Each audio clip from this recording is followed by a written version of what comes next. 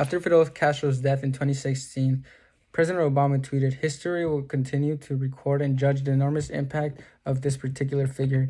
In this tweet, we find the only thing we can all agree on about Fidel Castro. He had enormous impact and a big legacy. This legacy, however, it's divisive. Some see him as a Cuban hero, others see him as a world villain. We'll never really have a universal agreement on what he was.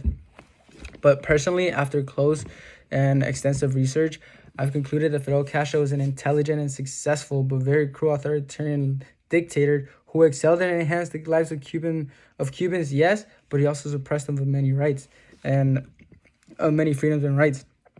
We should all know who he was because he's been a key player into the last century of world history. He's been in the eye of the Cold War and many events. He's shaped up USA and Cuban relations.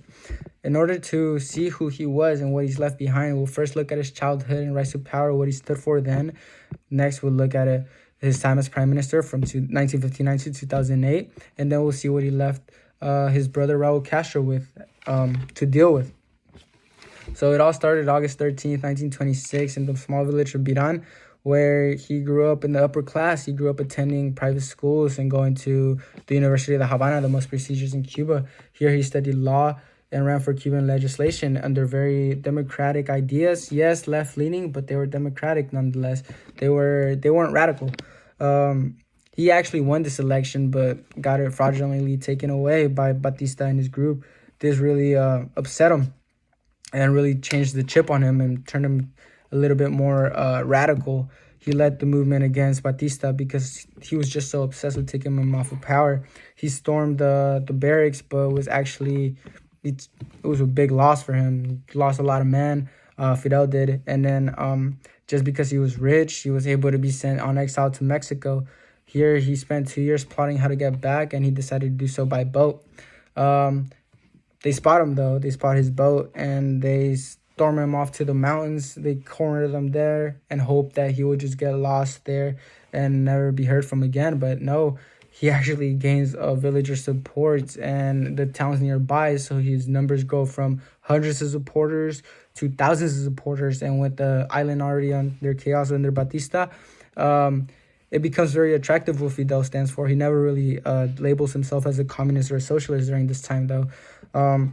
They're able to fight off Batista off the island in December 31st, 1958, and he proclaims himself prime minister December 1st, 1959. So now that we've seen how he came to power, we'll study what he did with this power. He never labeled himself as a socialist or a communist during the first days of office either, because he wanted to establish relations with America.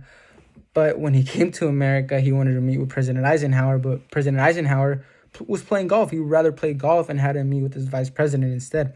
This really formed an awkward, tense relations with them. So he decided to meet with Moscow and form relations with them instead. And here's when he finally labels himself as a communist, an outspoken communist. He relied heavily on their economy. So domestically, he decided to focus on education, and he did so very well. He was able to drop in the first 5 years illiteracy from 35 to 5%. And now all of Cuba is completely literate thanks to Fidel. Then he decided to focus on healthcare, and he was able to transform life expectancy the same as it is in America, even though the budget is much, much less. Internationally, he helped Africa fight off their apartheid. He sent troops over to fight against apartheid. This actually gained him the friendship of Mandela.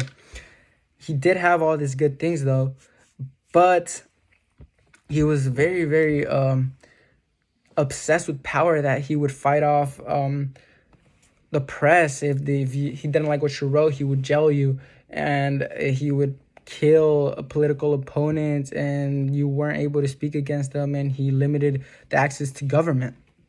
But with the fall of the USSR, his economy was really falling off because he relied on them heavily. So with this pressure, he handed off power to Raul Castro. And what he left Raul with was very, very broken relations with the USA that, yes, have sort of fixed themselves, but not really.